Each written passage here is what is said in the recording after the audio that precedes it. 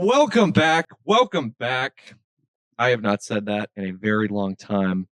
You've never seen that in person. You've only heard it. Welcome back to the Collegian Cooldown, the Collegian Sports Podcast. Same setup, but we have someone new next to me. Introduce yourself. Let the people know who the heck you are. Hi guys, my name's Nolan Reynolds. I'm the assistant sports editor, courtesy of the big IRA funding stuff. Big ups. Yeah. Big ups the fee increase. Big ups, President Saul. But fourth year digital journalism major. Did a year and a half at Santa Barbara as a chem major, and the switch was very much the best decision of my life. So, love talking about sports. I think this fall is going to be very good for the sports section. It's been, I think, very successful first week. Excited for this Saturday football. We will definitely get into that, but we just want to go over some things. It's the first one of the fall 2025 semester. You should expect, weekly podcasts, see if we can get some players, some student athletes on the pod, all things Fresno State athletics. We'll also touch on some pro ball as well, because we have, of course, so many Fresno State alums in the big leagues, baseball, basketball, football, they're everywhere. And so first things first, why don't we break down football? We've both been covering football. And what happened last week? 31-7 Dogs fell in Kansas. What did you see from that game? What was the biggest takeaway from that game? I mean, it's a problem that they had last year. It was the inefficiency running the football. They ranked just abysmally, less than 100 yards per game rushing. I don't know if that's just with the injury to Malik Sherrod and with Gilliam not really getting anything and kind of having to rely on a true freshman in Donaldson last year towards the end of the season. But the first drive I thought was really well balanced. They had the big chunk play from Donaldson and a 39-yard little ad lib play, but they had good penetration on the line. Gilliam touchdown was really solid blocking, but after that, I mean, you had just nothing going. I mean, you had 2 yards, 1 yard. You need at least 4 every play to get a first down. So I think that, and then you have first year nerves, and a lot of guys that have coming into a new situation, and you have guys that are maybe trying to overplay, trying to make a statement. I will say one guy that really did perform well was Jaden Pearson. I think he was very, very effective. 12 tackles was very nice to see, but you don't want a guy to tally 12 tackles, because that means the other guys aren't getting tackles. So, it's a Power 4 team. Kansas is they're a good team. I mean, would have been nice to see a little more competitiveness after that first drive and put some points on the board in the second half. But I think there's a lot to focus on. There are definitely flaws that need to be addressed, but perfect opportunity upcoming here on Saturday. I think a lot of people knew kind of they were going to start the season 0-1. I mean, Kansas is they got some big boys over there, and Fresno State does not. And so I think if any fan was going into this game thinking they're walking out of Kansas with a win, they're coming back home 1-0, I think that's a little far-fetched, especially with all these new additions on the team. And I mean, everyone knew this was going to be a feeling out process, because you bring anyone together, for their first time in any sport, it's going to be a feeling out process, especially you have so many head coaches, so many new players. I mean, they're still working a lot of things out, whether it's on the offensive line, in the secondary, the receiving core. So only two returners that really did anything last year. They had a catch, and so there's going to be a feeling out process. I think the most disappointing part of that game one was you didn't get to see a whole lot from EJ Warner. That was the big storyline. I was there at the practice when they announced EJ Warner as the starting QB, and you see a guy who has had success in college football from Temple and Rice. You see him with that much experience. It's college, and they're still they're still kids, if you will, but he's a veteran, and his play on Saturday was not up to the standard that I think Bulldog fans were looking for, but also, Coach Entz said that he was very hard on himself and that it was not up to his standards as well. And what does a good bounce back game for Warner and the Bulldogs look like going against Georgia Southern? Well, it's a win. You can't bounce back in a loss, especially against a team that's not, Power 4, kind of a, Sun Belt. It's not a premier conference. You can't have a good game in a loss. It's just that can't happen. You're going to need efficiency on both ends of the offense, both sides of the football. You're going to need, you're going to need to see a true number 2 in that receiving core kind of establish himself. I think I Josiah, I think probably is that one. I don't know. You got Malualu, you got Avit, but I'm gonna have to see some consistency out of them, and it helps if EJ can get them the ball. I mean, he's a guy that's he leads all active FBS quarterbacks in total yards and just under 9,000 in 3 years at Temple and Rice, and you expect a senior to be able to manage the game and manage the nerves regardless of it being a Power 4 opponent, and you just didn't see that enough. And I think you really saw the effects when he got hit, and he got hit early and he got hit often. I think there's a little bit of a psyche change there.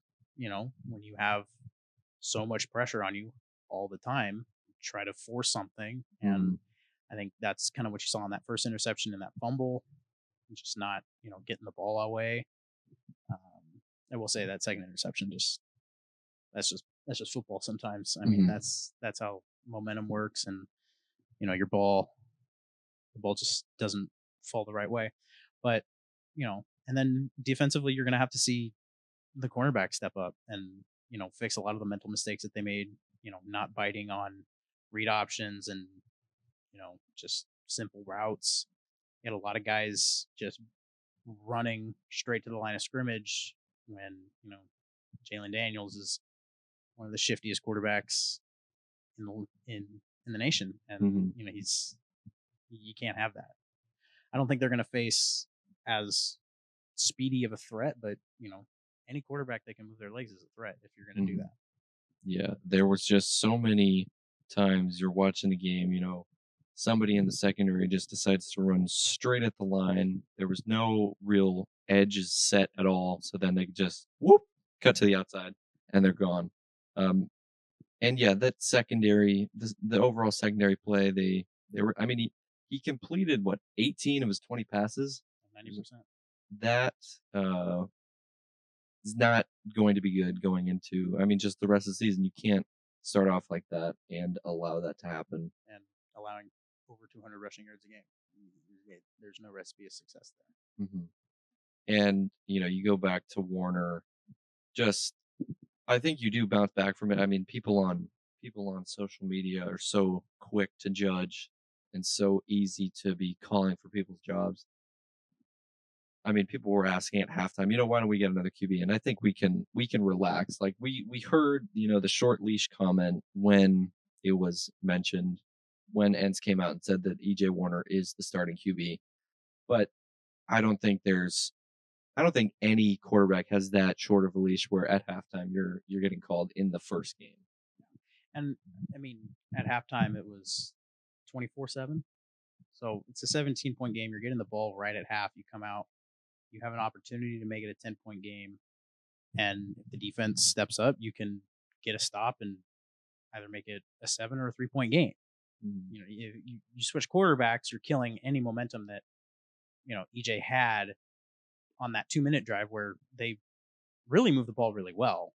And I think that was probably their second best drive game. It was unfortunate that it ended with a missed field goal, but you can't really fault Dylan Lynch there. 55 yards 55 for, NFL kickers, that's still not a guaranteed thing. And with the bigger hash marks. Having said that angle of attack is quite challenging for anyone. And then we go to the run game because that is something, that's what Fresno State wants to do, which is quite the switch up from last year, but they want to run the ball. They want to play smash mouth football. And they didn't really get an opportunity. They tried a lot, but going against that defensive line, it is very hard to do with Kansas. But now you're going up against Georgia Southern. Pretty sure you could see a steady dose of Bryson Donaldson and Rayshawn Luke and getting them in open field, especially Rayshawn Luke, because that guy can run. He's a road runner. My goodness. They had a couple design runs with him where he was, 5 yards back in the normal tailback position. You just see the speed. He's in a blink of an eye, he's up to the line of scrimmage. Now, that's probably all as far as he got, but yeah, not a whole lot of opportunity to show off his nickname, Speedy Luke. You just get him in the open field and he's gone. That's what the Red Wave wants to see. That's what I think Matt Ents needs to see because they are relying heavily on this run game. And it also gives EJ an opportunity to open up the field because they have to stack the box, and you get one-on-one with a couple of your deep threats, and now you're pushing the ball, and the defense is like, okay, well, how do we kind of plan for both? And then you get Luke out in space. The offense should be very, very potent, but it all depends on if they can run the ball with efficiency and not for 30 yards a game. Because last year you just saw too often, and you saw it on Saturday, just 3 plays and then we're punt, and then punt team is out there. Last year it was because of maybe one completion for 2 yards and then 2 straight incompletions. On Saturday it was a rush for 2 yards, a rush for 3 yards. They're in third medium or third long, and there comes an incompletion. All right, let's punt the ball away. So there was not a good way of sustaining drives with the way that they played. But hats off to Kansas for the ball that they played. Going into this first game at Valley Children's, so there is the new turf out there that fans can see. What should fans expect? Maybe this is their first home game. It's everyone's first, home game of the season. What can they expect? Well, hopefully they can get into the stadium. On the broadcast, they had AD Classy, and he did say that they're fixing the gate issue. But we'll be able to determine that. But I think it's going to be a lot of good energy. Everyone's going to be excited for the first game of the season. You're going to have kids out there. Kids love to bring the energy. They don't care if you're down 50, if you're up 100, they're going to be screaming their heads off. So I think, there's going to be a ton to cheer for. I think, you're going to have a good game. There's not much that, you can really quantify with like the energy in a building for like the first game of the season, but it's gonna be loud. I think, and I think the Red Wave's gonna come out for Saturday's game. Mm-hmm. Yeah, the team needs it. I mean, they need to get back. They need to get in the win column. 0-2 sounds so much different than 1-1. And it's a lot of momentum heading into Corvallis, where it's kind of their first test of the Pac-12. I mean, I know they announced the Pac-12 last year around this time, right before conference play, so you kind of got to see, a little bit of the competition, but they didn't really. They played one new Pac-12 team in Colorado State last year, and they played Washington State. Yeah. But this year they're playing 5 in early in the season at Oregon State. That's going to be a good game. I think big win, create a lot of momentum, and I think that would be must see TV week 3 against, what was that, Southern? Is that the week 3? Oh, week 2. Yeah, week 2 is Oregon State. Yeah, week 2. Yeah, a lot of exciting games up on the schedule. Obviously, at Oregon State, at Boise State. So the Red Wave will be having to watch the Bulldogs play on a blue field. Just get rid of it. Yeah, but I mean that's what they've had for so long, and it's a talking point. Everyone, you either hate it or you love it. It is. I gotta say it is comic. Yeah, but I mean it's childish. Okay, I mean I don't know if we go there. I mean it's different, and it's something that you don't see too often. So when you do see it, I think it's pretty darn cool. If they have a blue turf, I say we get red turf for Pac-12. Red turf. That's what I'm saying. I mean, they just redid the turf, so maybe we'll have another one next year too. I mean, they got to change the 25-yard logos, so why not just take out the turf? Yeah, just do all of it. Exactly. If you have to do this tiny portion, you might as well round up and do the whole thing, right? This turf will just be a rental. Isn't that girl math, right? Isn't that the term? Right. Yeah. I mean, if you're doing one part, just do all of it. Exactly. What's the other schools with? Is it Western Kentucky that has the all red? No, it's Eastern Washington. Eastern Washington, and I think Eastern Michigan has a gray turf. Which, out of all colors, gray. Yeah, especially if you're playing these early season games, that's got to be pretty hot. Might as well be playing 2-hand touch on the blacktop. Yeah, that's a recess 2-hand touch elementary school vibe right there. Speaking of hot, it's going to be very hot for this very first game. 990s, as it always is. Mm-hmm. The summer in Fresno. I mean, I will say, before school, it was pretty chill. Yeah, it was a tame summer for the weather, and then this past week, I mean, as soon as school started, it just ramped up. Yeah, 10. What was the highest this week? 109. Something stupid like that. Too much. Yeah, too much. I mean, and then you have thunder, lightning. I was heading to work in the morning. It was raining. There was thunder and lightning. I'm driving to work. Like, oh, okay, that's interesting. You don't see that. I get out of my car. It's all muggy. It's like almost 80 degrees. And then I go to work. I'm leaving work and walking to my car.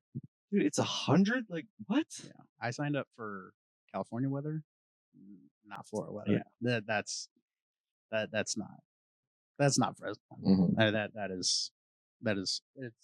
That's disgusting weather. I looked at the weather app. It said, oh, it's going to be partly cloudy, 8 a.m. All right, shorts and a t-shirt. I walk out of my apartment and it's just, I'm soaked. But as of right now, you never know, weather could change. Looks pretty clear for Saturday, which will be really good for fans, and they don't have to worry about busting out their ponchos. Mm-hmm. Definitely a good vibe, especially for this first game. And moving into some other sports around campus, you have soccer playing this Thursday at home, but then they're going on a 4-game road trip. Yeah, UCSB that Thursday, and then start the road trip with a game at Sac State. I got to watch women's soccer last week at versus Cal Poly. They're very good defensively. They're very very tight. They're not there offensively, and I Mhm. think they will be eventually. I think non-conference. There's a lot of feeling out for players and stuff like that, but um, yeah, I mean we'll have to see how they come back after the road trip, but you know it'll be good team bonding for them to be Yeah. out for that long. Yeah, get out of this weather. Why not? Why Exactly. not? Yeah, just Go just up get to anywhere away from here in yeah, this 109-degree weather. Sacramento. Yeah. It's not totally different. But it is something different. And speaking of that defense, I believe the goalie leads Mountain West in saves so far Yeah. through their first 2 games. Two So shutouts. yeah, so we'll see. But then you got to look at the offensive side. Defense. They've had 2 shutouts, but have yet to They've also been shut out twice. crack into the old onion bag, as Yeah. my dad would say. No goals so far. That's a new one. I haven't heard You've that never one. heard Never heard of the old onion bag. Nope. That's that Yeah. the net and the goal right I there guess, yeah. calls that the old onion bag. I've Shout heard out. in hockey it's the twine. Okay. But See, I've never heard that. I've never heard twine. You've never heard the old onion bag. Onion bag. Yeah. That's interesting. My dad might just be making stuff up too, so you never Isn't that what know. all dads do? Yeah, They just it comes with the job yeah. description. It's a job description. That and those white New Balance Mm, and the cargo shorts there we go. Heat. and the tongs. Just hold the light. Hold the light. Just keep that light steady. Exactly. And then moving into volleyball, have yet to play a home game. They've got 2 tournaments coming up away, and then they're finally back at home by September 10th, maybe. I think it's the 12th. Yeah, 12th. it's that'll be having. I believe this for a lot of pro sports.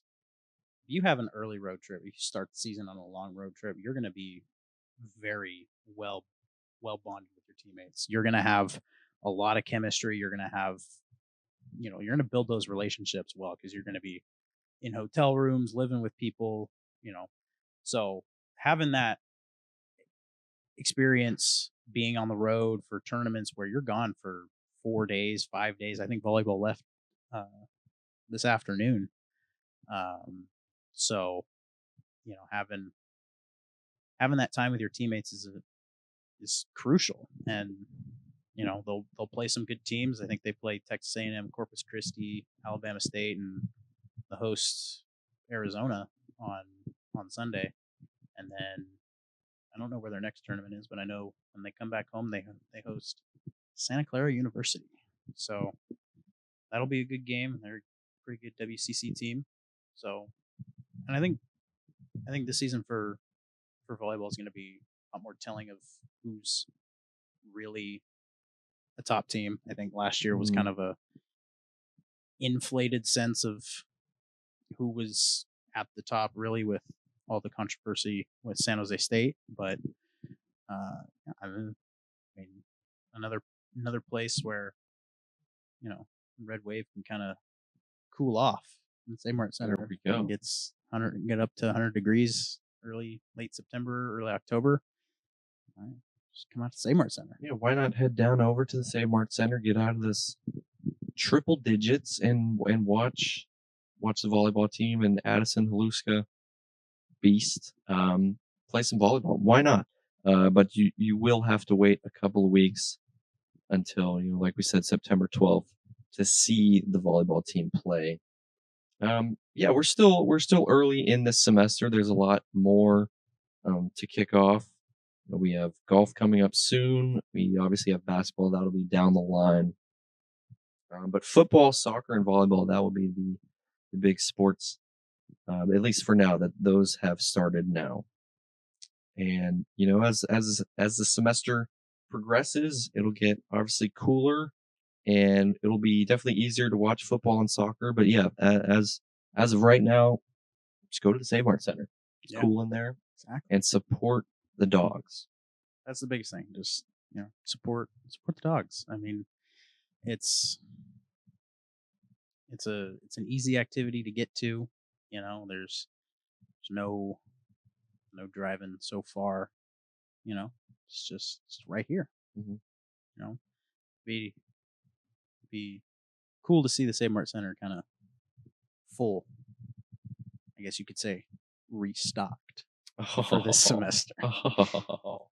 Yeah, I mean, especially if you have a classmate who, a student athlete in one of your classes, go out and support them. Because it's cool to see them. I've seen, I think there's two basketball players in one of my classes. I believe a football player. It's cool seeing them, in class, and then you can go watch them out on the field or out on the court. It's not often that you get to see an athlete at this high of a level, in the classroom, but then out on the field. Kind of takes away that cloudy mystique, I guess, aura away from them, Yeah. where you can put a real name to a face and be like, oh, that guy's in my history class, that guy's in my psych class. It's like you can kind of create a personal connection. They don't have to be this like, oh my gosh, he's an athlete, like, oh my gosh, it's just a person at that point. Yeah. It's cool because, I mean, and you can always tell who they are because they got their bag. It's always cool seeing, that Adidas bag with the Bulldog logo, and then you go, okay, there's a name. Oh, they're on the softball team, or oh, okay, they're on the football team. Yeah. For me, it's hard to see that little sport underneath the Bulldog. It's like, I think that says volleyball, but that could very well say softball. Yeah. But yeah, I mean, it's definitely a lot. It's cool to see these people in like a normal setting. Mhm. My previous school, you didn't really see the athletes a lot. These all the student athletes here are, sprinkled throughout all your classes. They're out and about. I mean, not to be mean here, but hit me on their scooters sometimes. So, always look out for those scooters and those backpacks. And if you want to see them, perfect their craft and perform for the students, go out to a game. Because you never know, they may go on to that next level and be like, oh, I sat right next to them in my psych class, junior year or whatever it may be. You never know, and it's just cool, like we said, to see them in a different setting, and then to go be able to support them. Yeah, at it's an affordable rate as well. It's kind of surreal to be like, to see these people and be like, oh, I know that person. I think I had a lot of connections to some baseball players, and they're starting to get drafted, and it's like, oh, I like know that person. I know they're a good person. I know they have other interests than just their sport. So yeah, and I think Fresno does a great job of giving students opportunities to go to games at good rates. I won't say cheap because that's a subjective term, Yeah. but like student tickets, Valley Children's Stadium. I think last year I got 6 for $30. It's $5 a game. There you go. It's not that bad. I mean, bleachers out there will wreck your back, but I mean, we're in our 20s. You're standing up. You're Exactly. Yeah. I mean, you're young and spry. exactly. We'll be fine. Just take some worry Advil. about that. Worry about that down the line. And I have to mention Roland Fullwood because he's been in a couple of my classes. He's now the starting right tackle. He's been in a couple of my classes, and it's cool to see. When he was in my class, he didn't get a whole lot of playing time, but he's waited his time. I remember last spring, Ents shouted him out during their spring practices, and now part of a O line that doesn't have a whole lot of experience, but a guy like him he's been here a long time and now finally getting that opportunity to play out on the field. It's pretty cool to see. Yeah, I had Jaden Davis in my media writing class last fall. Just I mean, you knew he was an athlete, but you take the gear away, it's just a human. Mm-hmm. It's interesting. Yeah, interesting. Very interesting. Well, that will do it for this very first episode of the Collegian Cooldown. We were excited to bring this back. We, of course, have to shout out Alexis and Val because they did create this whole thing, and it has now been bestowed upon us two that we will carry on, of course, in their honor, because they are the founders of this, and we want to keep it going. So, a little bit of a shorter episode just to start, but once the semester keeps going underway, and as we get more and more games going, we'll have a lot more to talk about. But we will have live coverage from Valley Trojan Stadium on Saturday when the Dogs take on Georgia Southern. So be sure to look out for that, and a column, of course, after the game, probably on that Sunday, going over what went wrong, maybe more of what went right this time. Let's hope. Let's hope we go. We'll see. Go more what went well than what went wrong. Yeah, 6:30. 6:30 kickoff. Can't make it. FS1. There you go. And wait for Collegian live updates on the Collegian website. With that phone call, we will be headed on out of here. Thank you so much for tuning in. Have a great day, guys. Until next time.